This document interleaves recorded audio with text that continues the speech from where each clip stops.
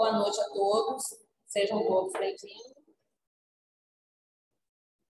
Vou fazer a leitura do livro Fonte Viva, de Chico Xavier, pelo Espírito Emmanuel.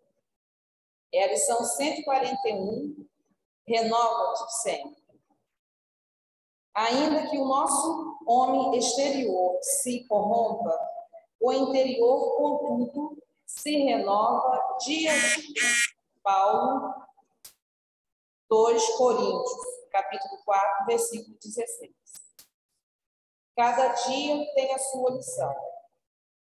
Cada experiência deixa o valor que lhe corresponde. Cada problema obedece a determinado objetivo. Há criaturas que, torturadas por temores contraproducentes, proclamam a inconformação que as possui à frente da enfermidade, ou da pobreza, da desilusão ou da velhice. Não faltam, no quadro da luta cotidiana, os que fogem espetacularmente os deveres que lhes cabem, procurando, na desistência do bom combate e no gradual acordo com a morte, a paz que não podem encontrar. Lembra-te de que as civilizações se sucedem no mundo há milhares de anos e que os homens, por mais felizes e por mais poderosos, foram constrangidos à perda do veículo de carne para acerto de contas morais com a eternidade. Ainda que a prova te pareça invencível ou que a dor se te afigure insuperável, não retires da posição de lidador em que a providência divina te colocou. Recorda que amanhã um dia voltará a teu campo de trabalho. Permanece firme no teu setor de serviço, educando o pensamento na aceitação da vontade de Deus. A moléstia pode ser uma intimação transitória e salutar da justiça celeste. A escassez de recursos terrestres é sempre um obstáculo educativo. O desapontamento recebido com fervorosa coragem, trabalho de seleção do Senhor em nosso benefício. A senectude do corpo físico é fixação da sabedoria para a felicidade eterna. Ser otimista e diligente no bem, entre a confiança e a alegria, porque enquanto o envoltório de carne se corrompe pouco a pouco, a alma imperecível se renova, de momento a momento, para a vida imortal. Então, agora nós vamos fechar os nossos olhos, elevar o nosso pensamento mais alto, agradecendo a Deus, ao Mestre Jesus, aos amigos espirituais responsáveis pela palestra de hoje, a oportunidade de estarmos mais uma vez reunidos para novos aprendizados, que eles possam nos sustentar, nos amparar nos momentos de nossa dificuldade e que possamos sair melhor do que entramos aqui hoje. Que possamos colocar em prática tudo aquilo que o palestrante for nos passar nessa noite. E que possamos estar sempre no caminho do bem, com o auxílio dos nossos mentores e do nosso Mestre Jesus. Que o Senhor esteja conosco, hoje, agora e sempre. Que assim seja. Agora, a nossa palestrante, Claudete.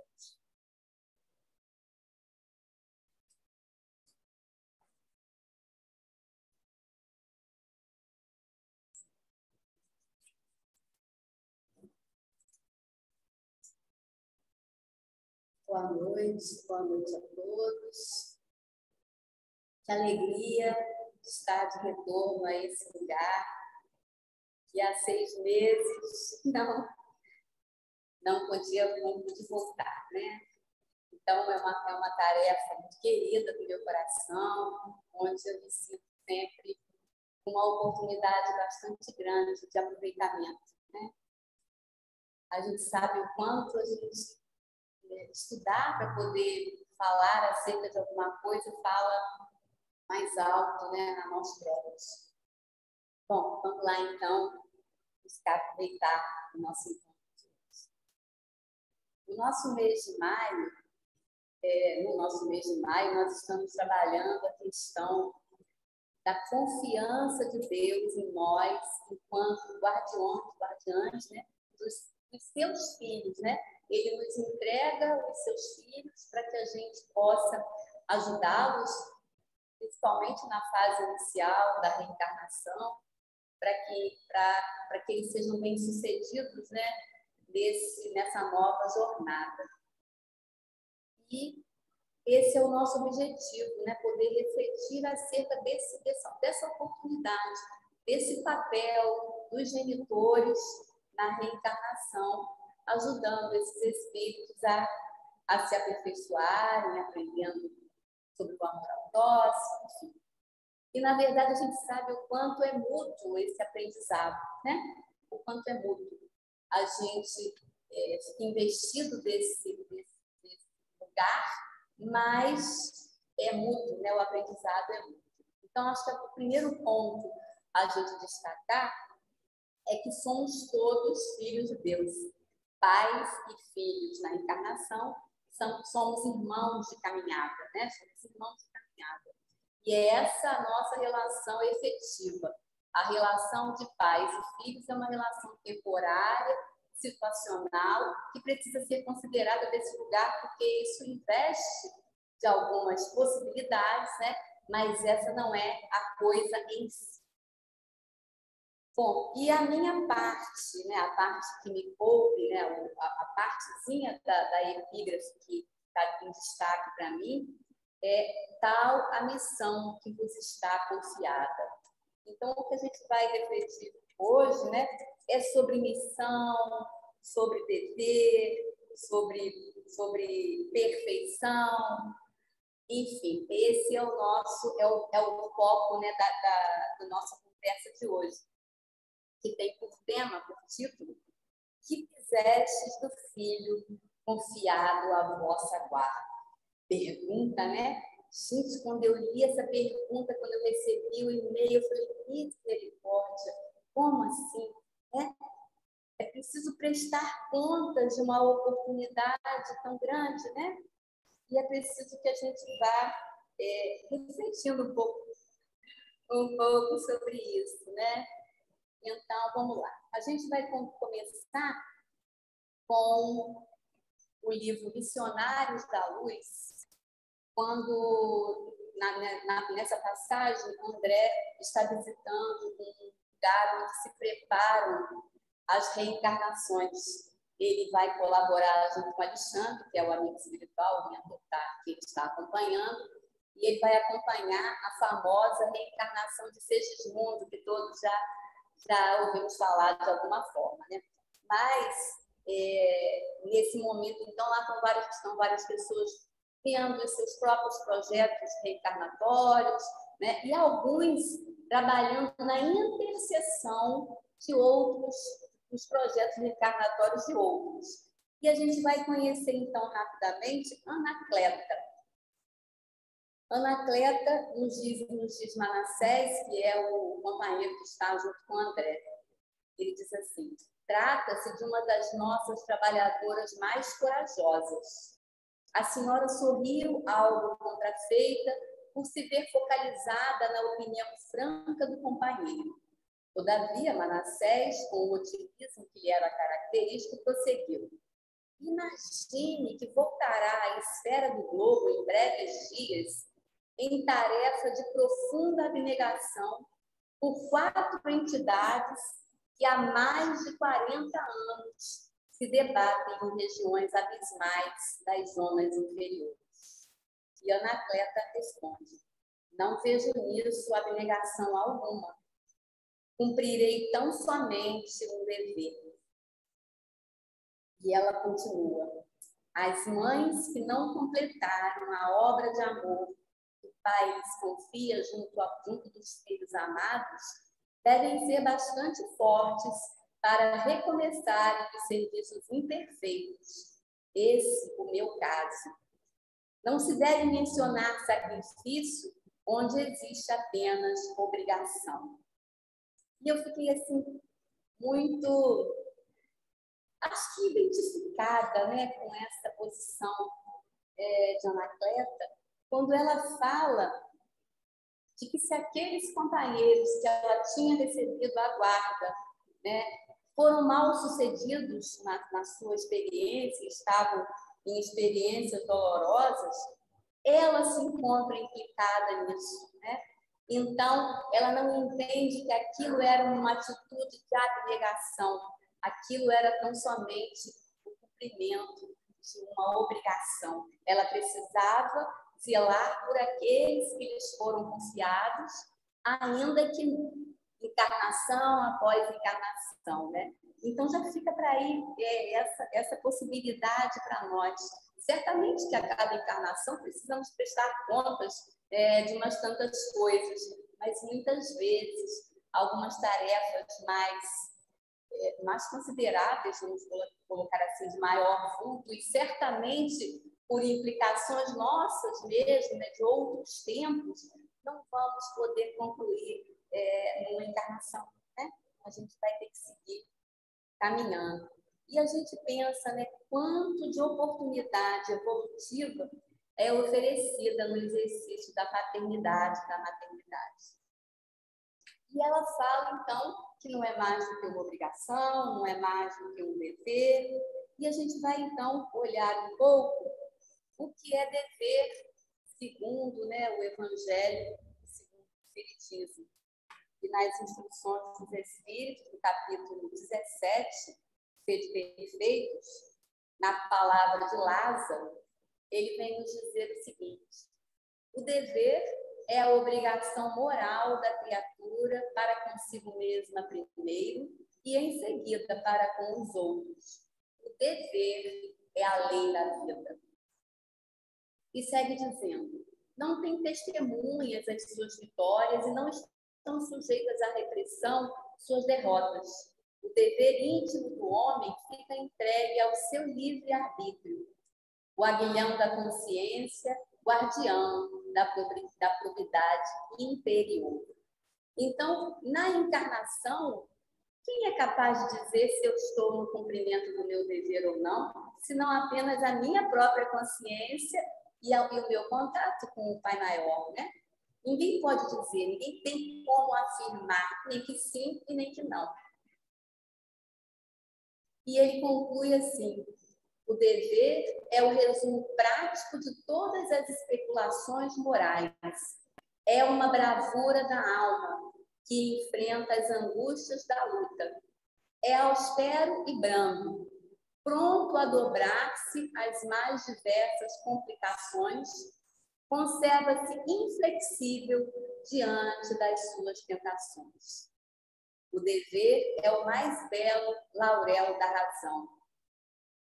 Então, se essa tarefa de ser pai e mãe na Terra, né, ajudar algum espírito reencarnante, principalmente nos seus primeiros passos, né, na sua tomada de cuidados consigo próprio, que depois ele vai ter, né, envolve muitos deveres, né? Mas o dever não é nada demais. O dever nada mais é do que o cumprimento da lei.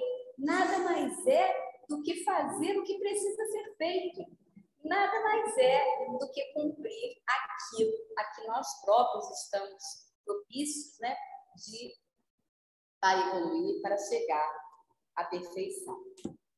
Vamos ver ainda também no Consolador, pela palavra de Emmanuel e Chico Xavier, também sobre o dever. E ele diz assim, nesse livro, né, fazem perguntas e Emmanuel responde. E ele diz assim: a questão do dever é que o critério do bem geral deve ser a essência de qualquer atitude. A melhor ação pode, às vezes, padecer a incompreensão alheia, no instante em que é exteriorizada, mas será sempre vitoriosa a qualquer tempo pelo benefício prestado ao indivíduo ou à coletividade. Então, ele vem dizer que o dever, ele não pode mirar apenas naquela pessoa, ele tem que mirar no coletivo. Será que a gente consegue pensar nisso quando a gente pensa no nosso filho, naquele que a gente se apossa dele, né? E que a gente acha que tudo é da nossa conta, que ele é nosso e que a gente é que vai fazer desse jeito e ele vai sair daquele jeito, esquecidos muitas vezes de que, como filhos de Deus, todos somos espíritos imortais e trazemos histórias anteriores a essa encarnação e que certamente interferirão nessa jornada, né? Então, essa criança que chega não é uma folha em branco onde eu vou escrever, enquanto pai ou mãe, uma nova história, né? Ele é um companheiro de caminhada que, neste momento, caminha junto a mim sobre os meus cuidados para que ele se aperfeiçoe, para que eu me aperfeiçoe e para que eu possa aprender um pouco mais desse cumprimento, dessa afinidade com o dever, com a lei, com esse que é a chave da felicidade. Não há felicidade possível sem estarmos em absoluto acordo com a lei maior. E aí perguntam mais especificamente sobre o exercício da maternidade e Emmanuel responde: a mãe terrestre deve compreender antes de tudo que seus filhos, primeiramente, são filhos de Deus. Então, essa é alguma coisa que deve estar bem marcada para nós, né? Então, a paternidade de todos nós, ela é divina. A nossa paternidade e maternidade é oportunidade, é situacional. Deve sentir os filhos de outras mães como se fossem os seus próprios, sem guardar de modo algum a falsa compreensão de que os seus são melhores e mais altamente aquinhoados que os das outras. Difícil, né? A gente sempre acha que o nosso ele é único. Claro, todos somos únicos, né? Mas no conjunto de crianças com necessidades de orientação, todas elas estão no mesmo patamar.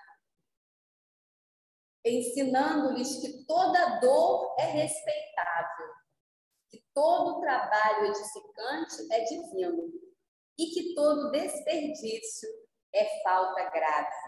Olha só, ela não vem nos dizer, né, Emmanuel não vem nos dizer aqui que a gente precisa orientar para coisas muito objetivas e floridas, como a gente às vezes pensa que esse é o nosso papel. Então tem que dar aquele vestido assim, o laço assado, e daí a pouco o carro, e enfim, e roupas assim, e a escola assado.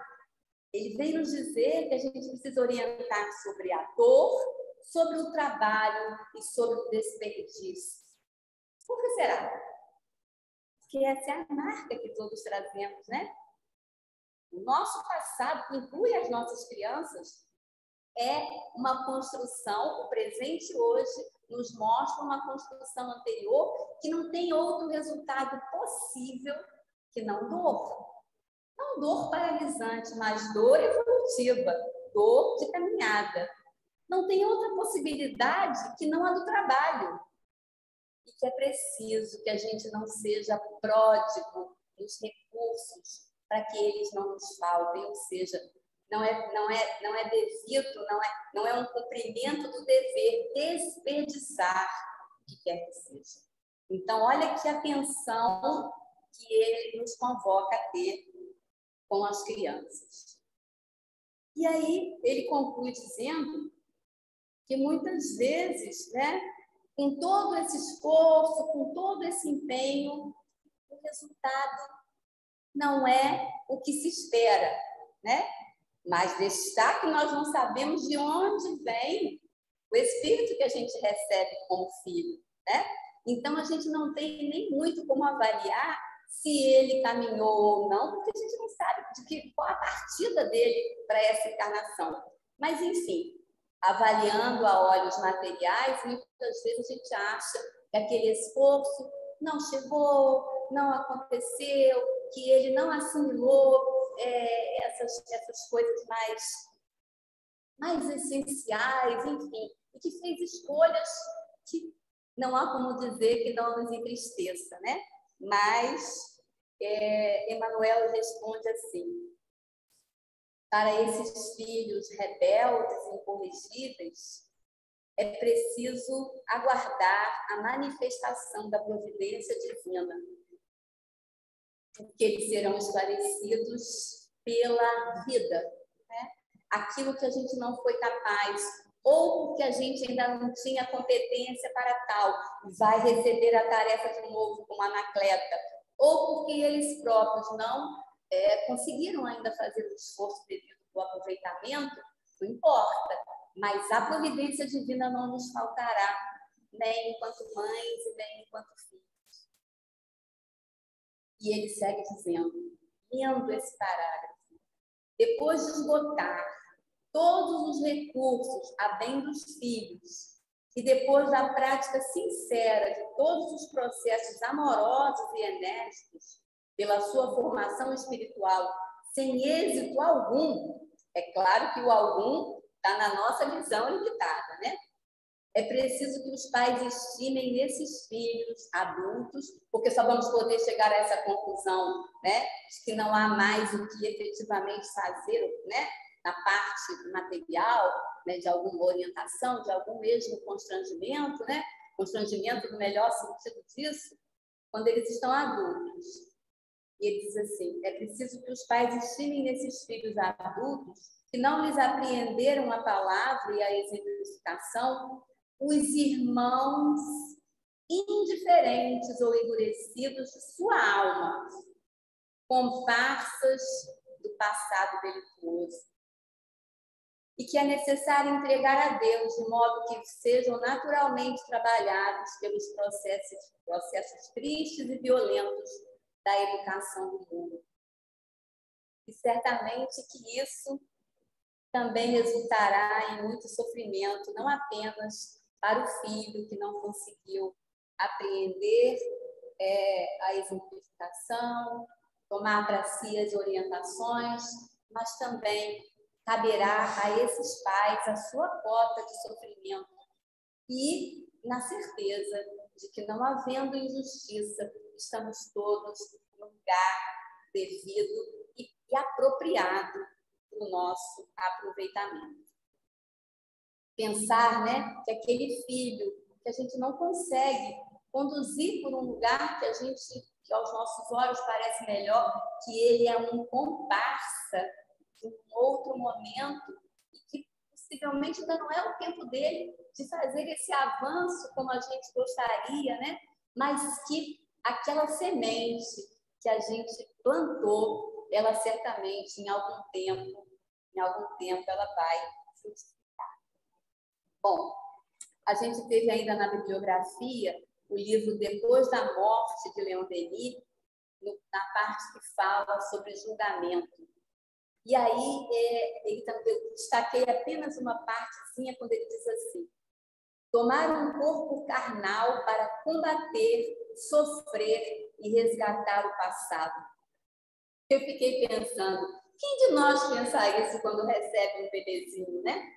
Que ele está vindo ali não a passeio, não para que tudo seja lindo e maravilhoso, mas ele vem para combater a si próprio, o mal em si, para sofrer e resgatar o passado.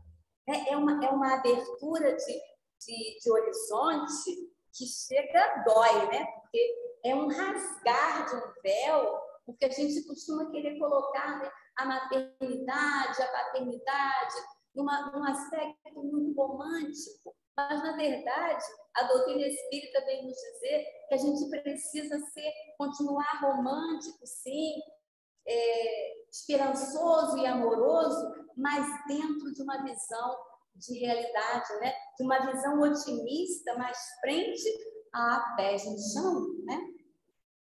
Não chegam aqui anjos, por mais que eles nos pareçam angelicais, né? Não recebemos na terra anjos, recebemos companheiros de caminhada de outros tempos que agora vêm nessa missão de se melhorarem também, assim como nós. E no Jesus e o Evangelho, à luz da psicologia profunda de Joana e de Valdo, o capítulo Perfeição, que também estava no meu pacote de bibliografia, eu também destaquei um trechinho, porque se no primeiro momento a gente tem todo esse papel orientador, porque somos adultos e eles crianças, mas daí no tempo essa coisa vai se igualando até que posteriormente ela se inverta, né? A maioria de nós acaba cuidando dos pais, né? Para a gente ver como isso tudo é muito relativo, né? Com pais muito idosos, quem é o pai, quem é a mãe, né? E com os filhos adultos, há já uma troca, né? Uma amizade, vamos colocar assim. E Joana nos fala sobre o amor ao próximo. E eu achei linda essa abordagem dela, que eu acho que se enquadra a qualquer próximo, mas não há próximo mais próximo do que o filho, né? E ela diz assim: o amor ao próximo recomendado pode ser definido como companheirismo, solidariedade no sofrimento e na alegria. Olha isso, né? Solidariedade no sofrimento e na alegria. Amizade nas situações embaraçosas. Capacidade de desculpar sempre, produzindo uma vinculação afetiva que suporte os atritos e conflitos típicos de cada qual.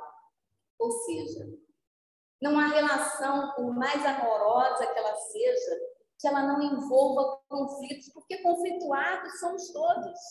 E é preciso que assim seja, porque se a gente fosse muito ok na Terra, não está ok. Porque se eu não tiver dúvida, eu não cresço, eu não questiono, eu não caminho. Então, o conflito é inerente ao nosso momento evolutivo, ao nosso e ao dos nossos filhos, né? Então, cada qual com os seus conflitos, precisamos conviver com tudo isso. E como, né? É preciso que a caridade, aquela caridade, né, ensinada por Jesus, seja o pano de fundo de qualquer relação, mas com os filhos em especial, né? Benevolência para com todos, indulgência com as imperfeições alheias e perdão das ofensas. Esse precisa ser o nosso molde.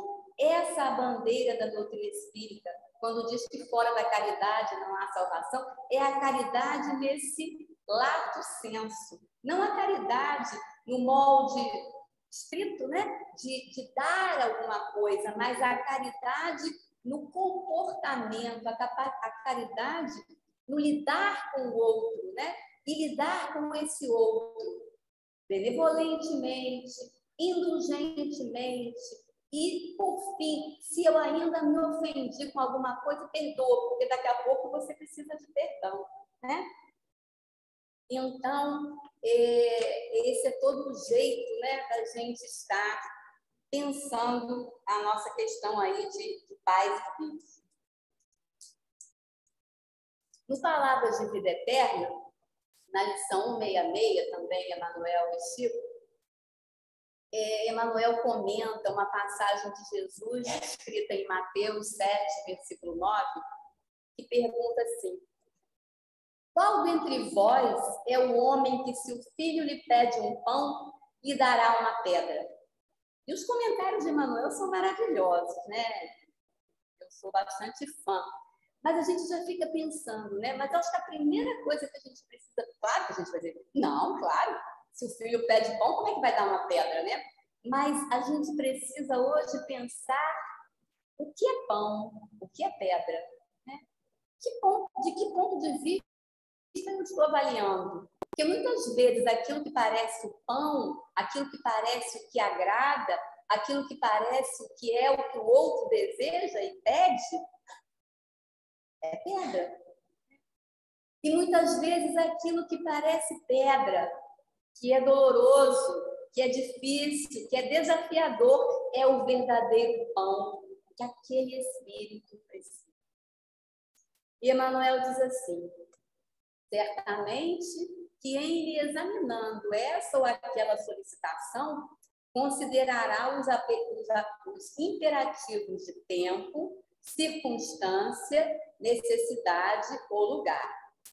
Em hipótese alguma, aniquilará as esperanças dos descendentes, mas no interesse deles próprios, lhe concederá isso ou aquilo, consultando-lhes a conveniência e a segurança, até que se ergam ao nível de madureza, responsabilidade, merecimento e habilitação suscetíveis de lhes assegurar a liberdade de pedirem o que desejam. Compaixão e discernimento. Então, Emmanuel vem dizer isso, que Deus avalia o que a gente pede, porque Ele sabe que na nossa imaturidade, a gente muitas vezes quer o que não vai ser o melhor para nós. Assim também as nossas crianças, né? Mas quantos de nós, com uma profunda dificuldade de lidar com o desagrado do outro, né?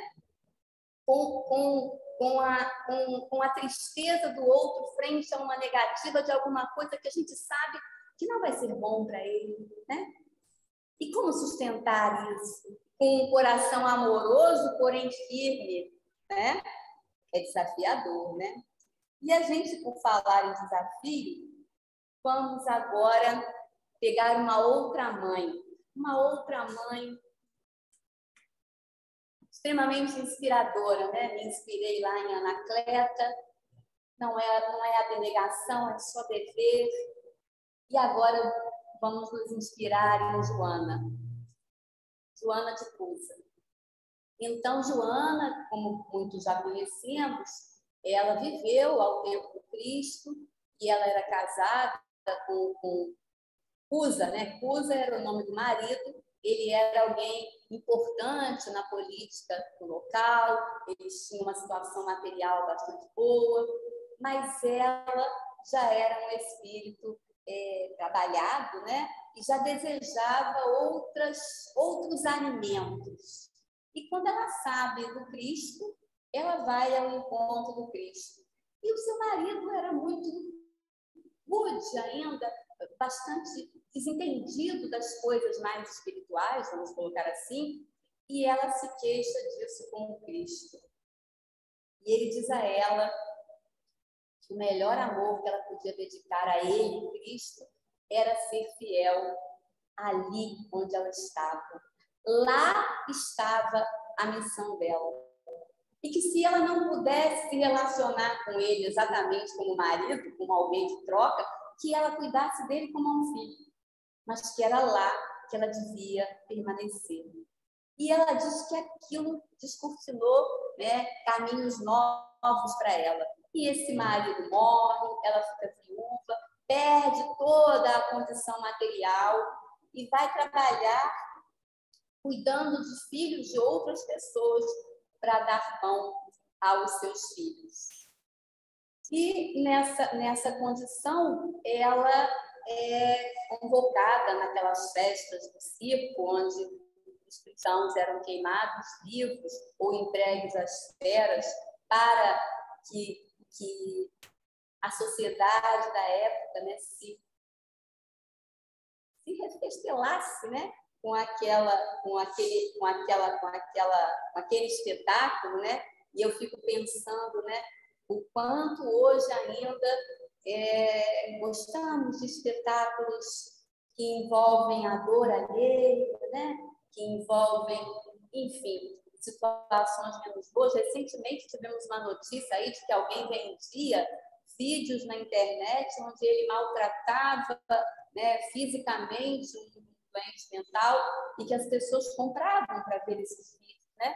Eu fico me pensando, né, na situação lá do circo, lá dos cristãos.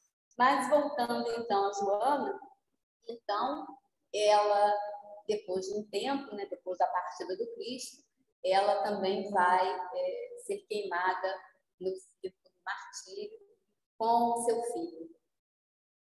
E naquele momento, os dois presos aos postes, já embebidos em combustível, onde o fogo seria ateado, né? Os verdugos convocam, né, que ela abjure de ser cristã, que ela negue ao Cristo. E o filho dela, que sabia que eles iam morrer, né, e que na sua visão limitada, ainda equivocada espiritualmente, achava que a vida era a vida do corpo físico, ele pede a ela que abjure. E ela diz a ele que não. Que eles iriam seguir porque ele não sabia o que era a vida. E a gente fica pensando, né? Como seria educar, né? E ela faz isso em educação de si própria, evidentemente, e em educação desse filho. Então, é um exemplo assim, bastante extremo, né? E a gente vai ver um pouco do desdobramento disso, né? Dessa atitude de Joana, no livro Joana e Jesus, uma história de amor, que é de César Braga Said e de Valdo Franco. Então, aqui, o César pergunta, né, a Divaldo, a Joana, né, eles ali em comunhão, vamos dizer, né, se ele, em outras vidas, já tinha estado com Joana. E aí ele diz que sim, que nessa época em que ela reencarnou como Joana de Cusa, ele era o seu filho mais velho, e Nilson, o companheiro dele, que até há pouco tempo o ajudava na Casa do Caminho, se encarnou há pouco tempo, né? Na Mansão do Caminho, ele era o filho que foi queimado junto com Joana lá no circo. E aí ele vai contar, né, um pouco dessa trajetória. A gente está falando de educação e a gente começou lá dizendo, né, a Anacleta ia reencarnar para seguir na educação dos filhos que ela não tinha conseguido concluir e que ela entendia que ainda estava na sua conta, aquilo ainda era sua obrigação. E Joana segue acompanhando esses companheiros ao longo de encarnações. Ela reencarna como Clara de Assis, junto a Francisco, e os dois estão por lá. Mas em que lugar? No lugar da igreja que ainda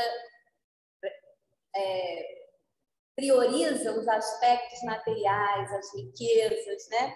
E aí ele diz que eles procuram a igreja nascente, depois a igreja dominante, e nesse tempo a religião ainda era para fins imóveis. E Nilson era franciscano, junto lá com Francisco, mas ficou na outra parte, quando houve uma divisão, e Francisco falava, né, da pobreza, do nada ter, e ele ficou de outro lado, e, como diz, né, o paizinho seráfico ficou muito entristecido, mas compreendendo que cada coisa no seu tempo. E ele relata um momento em que ela descreve para eles essa situação, né? Então, a gente nem tem notícia de que ela tinha 2 filhos, mas Divaldo diz que sim, que ele é o filho que não foi relatado, né? E aí ela fala para eles, e aí ela conta que Nilson era esse filho que esteve lá com ela. E aí Nilson começa a perceber que ele tinha uma dificuldade de amar Jesus como Divaldo amava. E Joana diz a Divaldo, então você precisa falar recorrentemente para ele do Cristo, né? Para que ele possa ir se acostumando a essa ideia. E aí um dia ele diz, não precisa mais se preocupar em apresentar-me Jesus, eu agora o amo. Aí ele relata, né, que nesse momento ele pôde fazer a ponte do seu inconsciente, do seu self com a sua consciência da encarnação atual. E ele pôde compreender que aquela dificuldade dele amar o Cristo é porque ele e a mãe tinham sido mortos por causa do Cristo, né? Então, como amar se ainda o ponto de vista é tão materializado, né? Como compreender como aquela mãe que eles ali estavam apenas deixando um corpo de carne, e que a vida era justamente a vivência, o experimentar dessa ética radical, que não pode transigir, como dizia lá sobre o dever, não pode transigir. Mas e a gente, enquanto pais encarnados, né? Será que a gente tem essa noção de que a gente precisa, por vezes, ter uma firmeza que não transige? E não é transigir em bobagens, transigir em coisas que são realmente, né, significativas. E aí ele conclui aqui para nós, dizendo que então, nessa última encarnação, ele com o Divaldo e Nilson como companheiro lá da Mansão do Caminho, ele falando com o Nilson, ele diz assim, né? É impressionante como esse homem se dedica total e exclusivamente à vivência do Evangelho.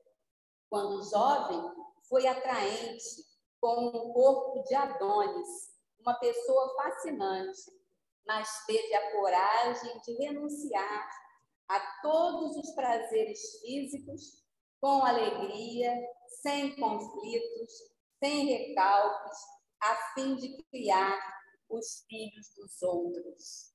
Então, veja só que aquela atitude educadora daquela mãe, séculos antes, vem hoje resultar em alguém que consegue viver o Evangelho de uma forma mais completa, né?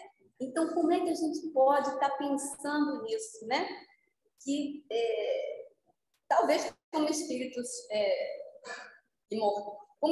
imortais, né? A gente muitas vezes não vai completar as coisas como eu coloquei numa encarnação, mas assim, não é de culpa que se trata, porque se eu fiz o melhor que eu podia, eu preciso compreender que aquilo talvez tenha sido possível para mim e para o outro naquela oportunidade. Se me for dado continuar e eu continuar a me sentir em dever com aquilo, eu retomo isso mais adiante. Se não, né, que eu possa de alguma maneira me manter implicada, porque se vivemos aquilo juntos e se o sucesso foi ainda, vamos dizer, duvidoso aos nossos olhos, talvez o que a gente traga anteriormente seja um tanto maior do que o que a gente poderia supor, né? E a gente vai completar, então, uma poesia de Júnior Vidal, que é uma canção, né? do CD Somos Famílias, e é uma canção sobre Joana. E ela diz assim: entre fardos, provas mil, o nome é Ofício de Amar, da autoria dele mesmo. Entre fardos, provas mil, seu caminho foi lutar, no silêncio e na calma, pelo ofício de amar. Mas no dia em que a luz caminhou na multidão, Jesus foi buscar a paz na alma, no Rabi, a redenção. E ele disse a ela: ser fiel na jornada ao amor que vem buscar.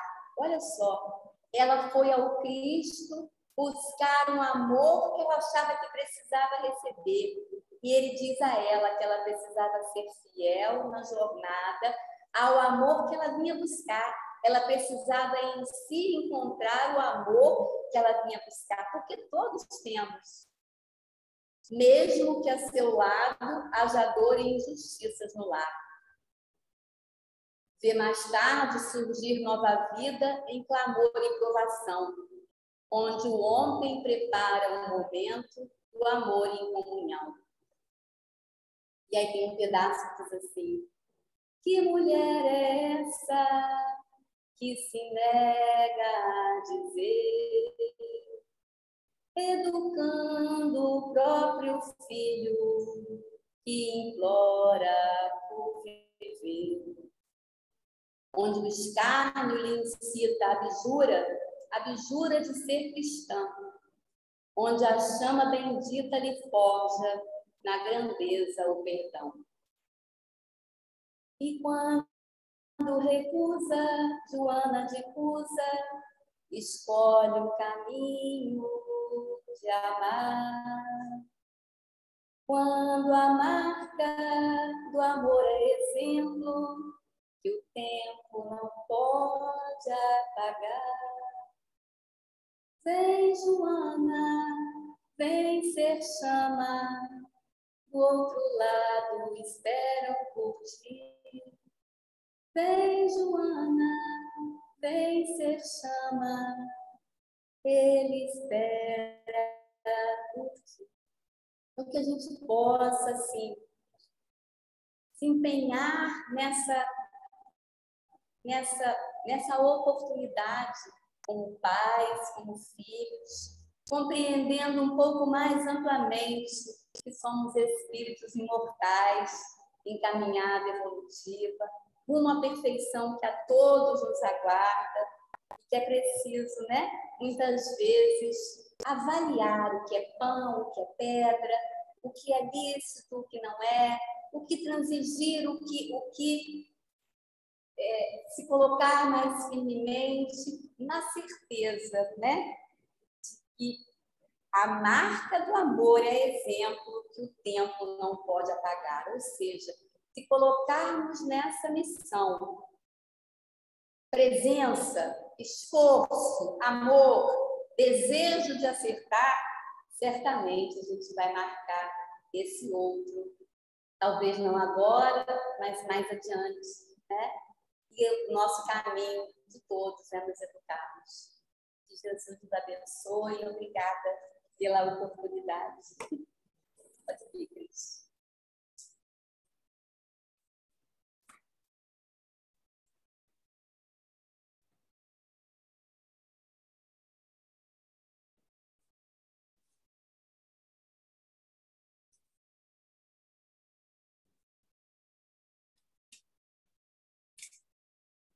Bom, agora nós temos os avisos.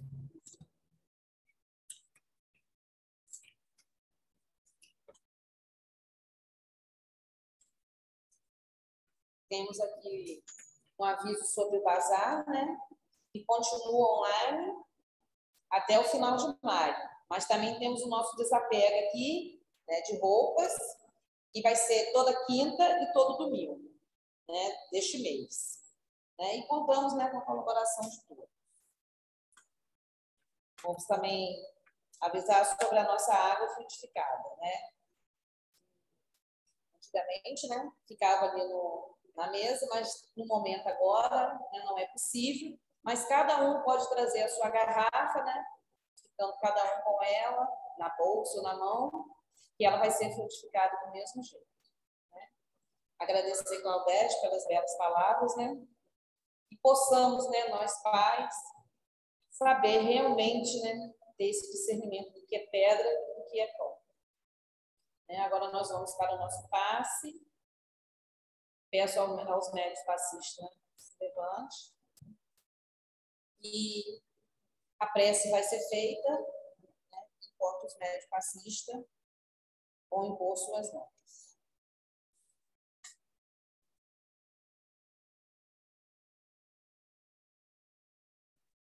Vamos fechar os nossos olhos, elevar nosso pensamento a mais alto, ao nosso Mestre Jesus, aos amigos espirituais, pedindo a eles que nos conforte, que nos ampare, que nos sustente nos nossos momentos. Que todos aqui possam sair com mais confiança e mais esperança, com a certeza de que o nosso Mestre Jesus e os amigos espirituais estão sempre ao nosso lado. Que possamos também passar essa energia que aqui recebida nesse momento, possamos passar para os nossos familiares, amigos e as pessoas que nos procurarem no momento de dificuldade. E que nós, pais, avós, tios, qualquer pessoa que se prontifique a educar, possa ter essa compreensão Só Jesus é o caminho, é o bem, é o amor. Que possamos tornar-se pessoas melhores, mais gentis, mais educadas e mais amigáveis. Que o Senhor esteja conosco, hoje, agora e sempre. Que assim seja.